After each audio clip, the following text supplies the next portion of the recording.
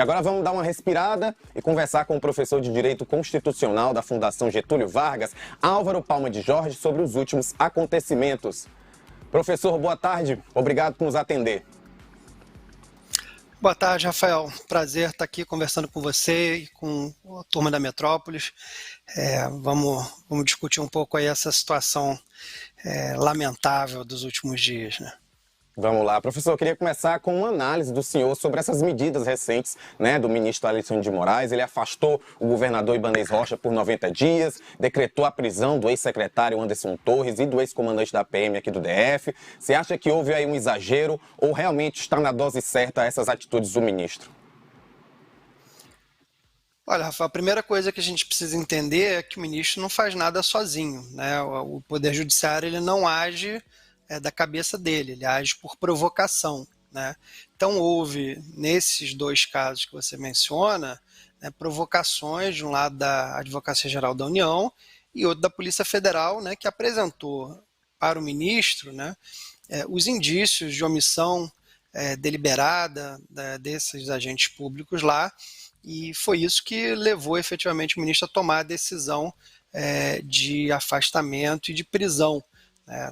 Não é uma decisão que cai do céu, é uma decisão em que existe uma petição apresentada com um conjunto de fundamentos lá, e a partir desse conjunto de fundamentos e provas que o ministro Alexandre de Moraes toma a decisão.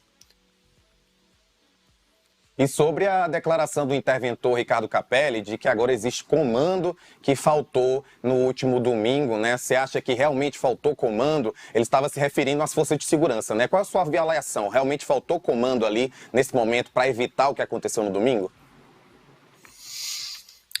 Olha, a gente ainda está acompanhando, né, o conjunto de investigações e de análises que estão sendo feitas a partir dos fatos que foram lamentavelmente registrados no domingo, né? Você tem gente que estava lá na ponta, que cometeu, né, o vandalismo, você tem gente que financiou, você tem uma série de grupos, né, que estão sendo investigados, e dentre eles as autoridades públicas, né? Certamente, né, quem conhece Brasília, quem conhece os movimentos de contestação, etc., sabe que quando a polícia não quer, né, ninguém chega ou na esplanada, ou nos palácios, quanto mais invadir, né, os palácios. E quanto mais tempo passa, mais informações chegam, inclusive da área de inteligência, que demonstram, né, uma clara omissão dessas autoridades. Daí que, de fato, quando o interventor diz que agora tem comando, né, na verdade ele foi nomeado interventor para isso, né? O que se percebeu no domingo, o que o presidente Lula foi convencido, né, pelo ministro da Justiça, que estava faltando comando, né? A esplanada, quando você olha as imagens, estava praticamente abandonada, né? Então, de fato, parece que tudo indica, né, as investigações vão demonstrar, e é fundamental que a gente espere também um pouco que o devido processo, né, demonstre quem é quem fez o quê, quem praticou o quê, que a ampla defesa seja respeitada, mas claramente não há como qualquer pessoa que conhece Brasília, qualquer pessoa que já olhou uma manifestação em Brasília, é impossível você achar que alguém chegaria ali sem a conivência das autoridades públicas. E assim, a gente está falando sobre isso, mas os grupos bolsonaristas têm essa combinação de uma nova manifestação para hoje, que levou inclusive a esse reforço de policiamento, mudança de estratégia. A gente acabou de ver com o Alan Rios, né, como é que está a segurança na esplanada agora. O que é que leva essas pessoas a ainda quererem organizar esses atos contra as eleições, mesmo depois de tudo que aconteceu no domingo e tudo que aconteceu pós-domingo, né, com as prisões, com todas essas mudanças que a gente vem vendo acontecendo agora?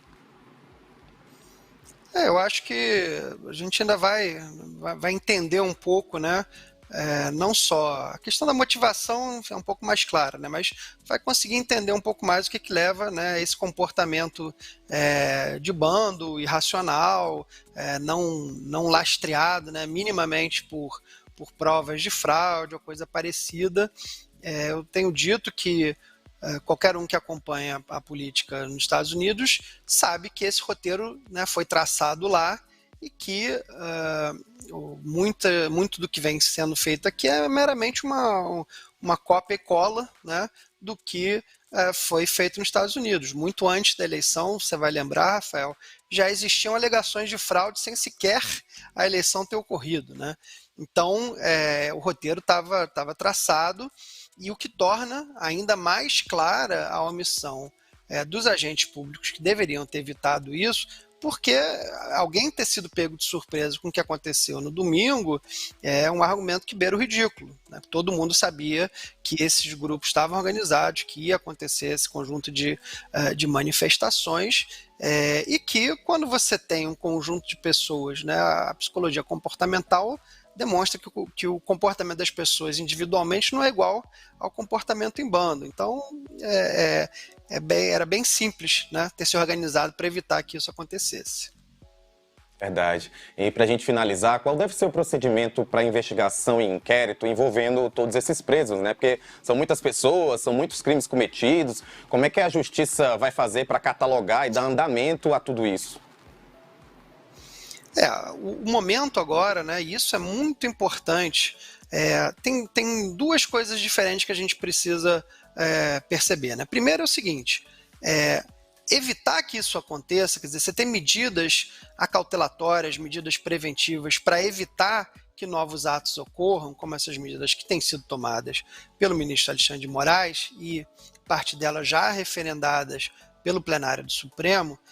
Isso tem que acontecer, isso acontece de forma urgente, né, e imediata.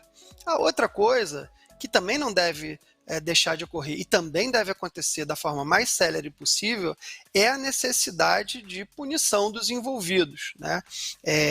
Há diversos crimes que foram praticados por diversas pessoas, né? Há grupos ligados à política, há grupos ligados ao empresariado, há grupos ligados meramente à sociedade, há grupos ligados à administração pública. Cada um desses, né, vai ter que ser investigado, vai ter que ser detalhada a participação de cada um deles. Às vezes as pessoas praticaram mais de um crime, né? Às vezes você consegue enxergar uma associação criminosa para a prática de crimes. Portanto, nesse momento vai ser um trabalho hercúleo, né, da polícia, com a fiscalização, a participação também do Ministério Público, e isso tudo vai ser levado no tempo, eu espero que da forma mais séria possível, ao Poder Judiciário para que as decisões definitivas de condenação dos envolvidos efetivamente ocorram, né?